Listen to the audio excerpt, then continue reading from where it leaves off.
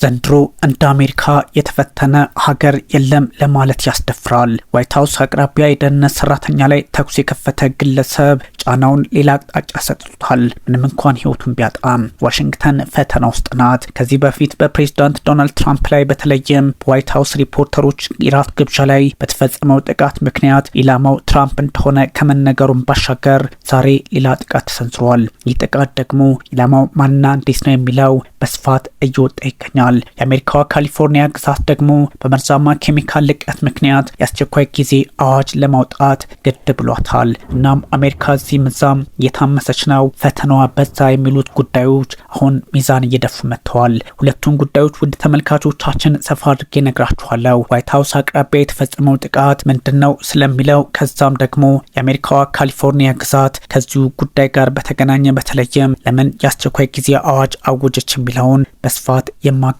ይሆናል። አሜሪካ ፈተናዋ እጅግ እየበዛ መጥቷል። ዋይት ሀውስ አቅራቢያ ጥቃቶች እየበረቱ ነው። ፕሬዚዳንት ዶናልድ ትራምፕን፣ ቤተሰቦቻቸውን እና ኢቫንካ ትራምፕን ሳይቀር የደህንነት ስጋት ውስጥ እንዲገቡ አድርጓል። ዋይት ሀውስ አቅራቢያ የደህንነት ሰራተኞች ላይ ተኩስ የከፈተው አደገኛ ግለሰብ ነው የተባለው ሰው ህይወቱን አጥቷል። ግን ደግሞ ለምን በዚህ ልክ ጥቃቱ በረታ አሜሪካ ላይ የሚሉ ጥያቄዎች ይወጡ ይገኛል። ቅዳሜ ምሽት በዋይት ሀውስ አቅራቢያ ደህንነት አባላት ላይ ተኩስ ከፍቶ ነበር አንድ ግለሰቡ ግን ወዲያውኑ በባለስልጣናቱ ህይወት ማጣቱን ወይም መገደሉን ይፋ ሆነ።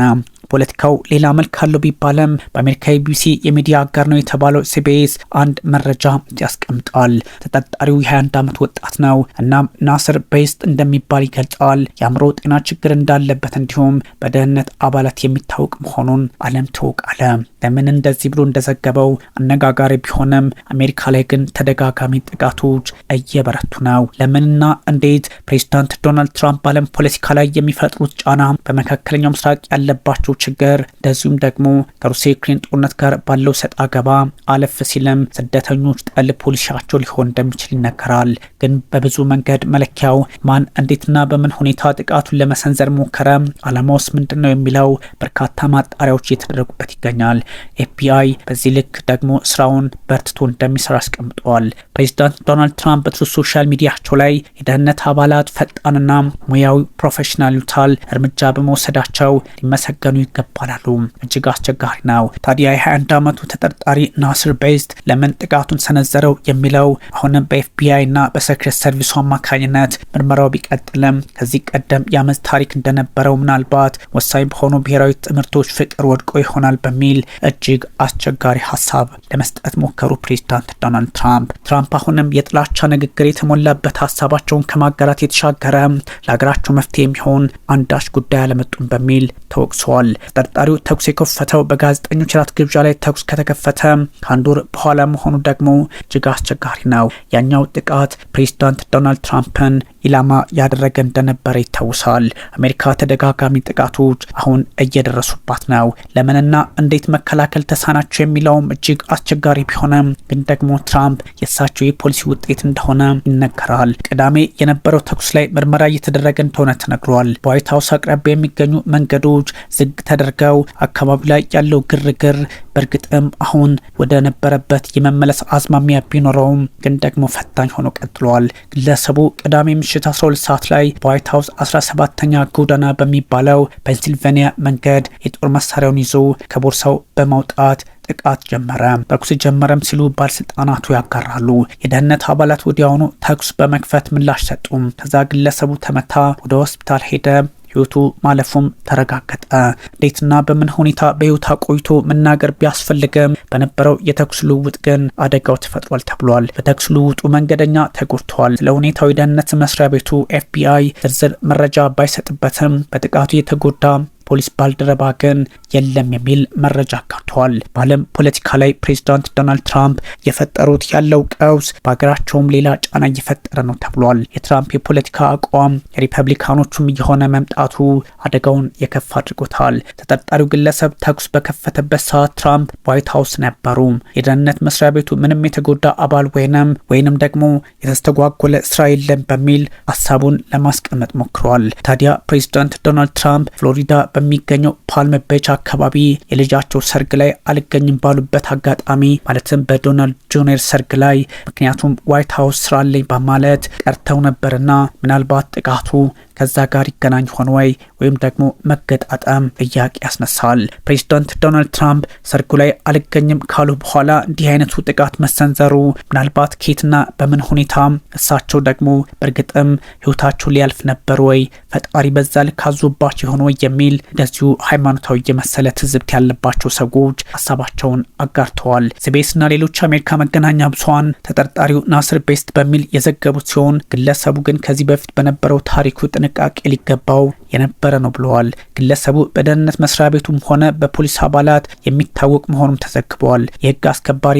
አካላትን ጠቅሶም እንደዚሁ ተዘግበዋል። ከዚህ በፊት በነበረው አንዳንድ አካሄዶች ይህ ግለሰብ የተለያዩ ስራዎችን እንደሚሰራና ምን ችግር እንዳለበት የሚታወቅ ነበር ተብሏል። እየተደረገ ያለውን ምርመራ የሚያውቁና አንድ ግለሰብ ቤስት ባለፈው ዓመት ሐምሌ ላይ ወደ ዋይት ሀውስ ለመግባት ሙከራ አድርጎ እንደነበረም አስታውሰዋል። ተደጋጋሚ ጥቃቶች በዋይት ሀውስ የሚባለውም ከዚህ አንጻር ነው። በደህንነት አባላት ቁጥጥር ስር ውሎ ወደ አእምሮ ጤና ሕክምና ተልኮ ነበረ። ታዲያ በዛ ከተላከም በኋላ መፍትሄ አላገኘም። ግለሰቡ ላለፉት 18 ወራት በዋሽንግተን ዲሲ ይኖር እንደነበርም የመገናኛ ብዙሃኑ መረጃ ይጠቁማል። ግን ደግሞ ፖለቲካ አይደለም አሁን ጥቃቱ ሌላ አቅጣጫ ያለው ነው በሚል ሀሳቦች ይጋራሉ። ፕሬዚዳንት ዶናልድ ትራምፕ በራሳቸው ትሩ ሶሻል ሚዲያቸው ላይ ዛሬ ማምሻውን በዋይት ሀውስ አቅራቢያ ተኩስ በከፈተው ግለሰብ ላይ ለተወሰደው ፈጣንና ሙያዊ እርምጃ ታላቁ የደህንነት አባላታችንና የህግ አስከባሪዎቻችን ምስጋና ይገባቸዋል በሚል ሀሳባቸውን በአጽንኦት ገለጹ።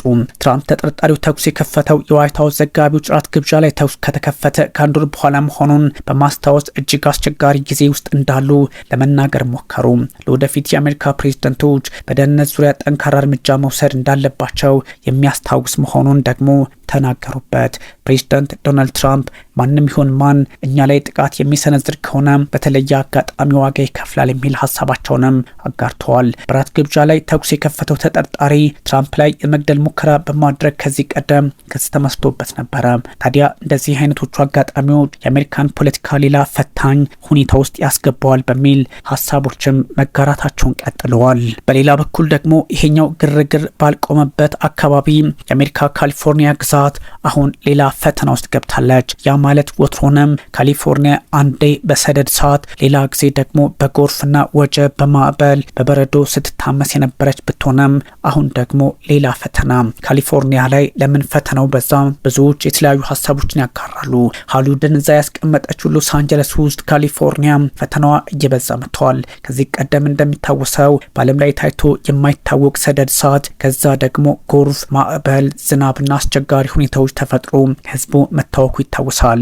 የሁሉም መጥፎ ነገር መነሻ ካሊፎርኒያ እየሆነች መጥታለች። ግን ደግሞ በምክንያትነት የሚቀመጠው ያለችበት ሁኔታ ቢሆንም ያለችበት ጂኦግራፊና አካባቢው ቢሆንም አሁን ደግሞ የመርዛማው ኬሚካል ጉዳይ ሌላ ጥያቄ እያስነሳ ነው። ካሊፎርኒያ መርዛማ ኬሚካል ልቀት ምክንያት የአስቸኳይ ጊዜ አዋጅ አውጥታለች። ብርቁ አይደለም ጫና ውስጥ መግባት ቢባልም ህዝቡ ግን አሁንም ፈተናው በዝቷል። የካሊፎርኒያ ግዛት ገዢ ኒውሰም ኦሬንጅ ካውንቲ በተባለ አካባቢ በማቀነባበሪያ ፋብሪካ ውስጥ አደገኛ የኬሚካል ፍሳሽ ከተከሰተ በኋላ የአስቸኳይ ጊዜ አዋጅ ለማውጣት ተገድተዋል። ከዚህ በፊት በነበሩ አንዳንድ ሁኔታዎችም ትንሽ ፈተናው በስቶባት የነበረው ካሊፎርኒያ አሁን ደግሞ አስተዳደር ጋቨን ኒውሰም አማካኝነት የአስቸኳይ ጊዜ አዋጅ አውጥታለች። የኬሚካል ፍሳሹ እጅግ አስቸጋሪ ነው። ከ26500 ሊትር በላይ ከሚይዘው ታንከር ኬሚካል እየፈሰሰ እንደሆነ ተነግሯል። ኬሚካሉ በቀላሉ የሚተንና በጣም የሚቀጣጠል ፕላስቲክ ለማምረት የሚያገለግል ከመሆኑም ባሻገር ለህዝቡ ጤና አሁን ፈታኝ ሆኗል። የአካባቢ ባለስልጣናት ለጥንቃቄ በሺህ የሚቆጠሩ ሰዎች ቤታቸውን ለቀው እንዲወጡ ትዕዛዝ ሰጥተዋል። አስቸኳይ ጊዜ አዋጅም ለማውጣት ተገደዋል። ፈተናው ከባድ ሆኖባታል ካሊፎርኒያ። ቀዳሚ ባለስልጣናቱ ከዚህ ቀደም ይታሰብ ከነበረው በላይ ታንከር ውስጥ ያለው ሙቀት ከፍ እያለ መምጣቱን ሙቀቱ መጨመሩንም እንደዚሁ አስቀምጠዋል። ፈተናቸው እየበዛ የመጣውና ኒውሳም በዚህ አጋጣሚ ፖለቲካዊ ስራቸውን መስራት ፈልገዋል በሚል በአንዳንድ ሪፐብሊካኖችም ይከሰሳሉ። የኦሬንጅ ካውንቲ የእሳት አደጋ ባለስልጣን ግሬግ ኮቪ አንድ ሀሳብ አላቸው። ሁለት አማራጮች እየታሰቡ ነው። አንደኛው ታንከሩ ተበትኖ ይፈሳል ወይስ ይፈነዳል የሚል መሆኑን አስገነዘቡ። ግን ደግሞ አሁን ጫጫታው ሌላ ስም እየሰጡ መጣ። ያም ሆኖ ግን አሁን ፈተናው ሌላ አቅጣጫ እየተሰጠው መጣ። ታንከሩ ለምን ስራውን እንደተስተጓጎለ ምርመራ እየተካሄደበት ሲሆን የአደጋ ጊዜ ሰራተኞች ሙቀቱን ለመቆጣጠር ታንከሩን በውሃ እየረጩ ይገኛሉ። ግን የአስቸኳይ ጊዜ አዋጅ ለማውጣት ተገደዋል። ባለስልጣናት አንድ የማይሰራ ቫልቭ ተጨማሪ ችግር እየደቀነባቸው መምጣቱን በግልጽ አስቀምጠዋል። ቅዳሜ የእሳት አደጋ ኃላፊ ኮቪ የተጎዳው ታንከር ሙቀት 32 ዲግሪ ሴንቲግሬድ ደርሶ ነበርና በየሰዓቱ በ1 ዲግሪ እየጨመረ መሆኑን ታውቅልን እንፈልጋለን በሚል ሀሳባቸውን ሰጡ። ለዚህ አይነቱ ጉዳይ እጅግ አስቸጋሪ ሊሆን እንደሚችል ይነገራል። አርብ ምሽት የሙቀት መጠኑ በድሮኖች ሲለካ 16 ዲግሪ ሴልሺየስ ቀንሶ ነበር ተባለ። ግን ወዲያው ችግሩ ሌላ አቅጣጫ ኑረው በዛ ላይ የአደጋ ሰራተኛ ቡድኖች ወደ ታንኩ ቀርበው መጠኑን ሲያነቡ ውስጣዊ ሙቀቱ ከፍ ብሎ እንደነበር ደግሞ ለማረጋገጥ ተገደዋል። ታንኩን ሙቀት መጨመርና በታንኩ ግፊት እንዲጨምር ያደረገውን የኬሚካል መብላላት የአደጋ ጊዜ ሰራተኞች ቡድን ሊቀንሱ ይችላሉ ቢባልም አሁን አደጋው ሌላ መልክ ያለው ሆኗል። ይህን ነገር እንዲፈነዳ መፍቀድ በፍጹም አይገባም አሉ ኮቪ። ታዲያ ይሄኛው ልክ እንደ ኒውክሌር እየታየ ይገኛል። ባለስልጣናቱ የተለያዩ ሀሳቦችን ይሰጣሉ። ታንከሩን ለማፍረስ ቢሞከርና የኬሚካሉ ወደ ሌላ ቦታ ሊወሰድ ቢችልም እርምጃዎች፣ ጠንካራ እቅዶች እየተዘጋጁ ነው ቢባልም ግን እጅግ ፈታኝ እንደሆነ ሳይታለም የተፈታ ነው ተብሏል። በካሊፎርኒያ ግዛት ያለው ቀውስ እጅግ ፈታኝ የሆነ በመጣበት ሰዓት ደግሞ እነ ፕሬዚዳንት ዶናልድ ትራምፕ የራሳቸውን ጥቅም ለማስከበር በዓለም ፖለቲካ ላይ ጫና እየፈጠሩ ባሉበት ሰዓት ለምን ተፈጠረ ወይንም ደግሞ አስቸጋሪውን ሁኔታ ለመቆጣጠር አሜሪካ ልዩ ትኩረት እንዳትሰጥ ያደርጋታል በሚል የፖለቲካ ተንታኞች በተለያየ አቅጣጫ ሀሳባቸውን አስቀምጣቸው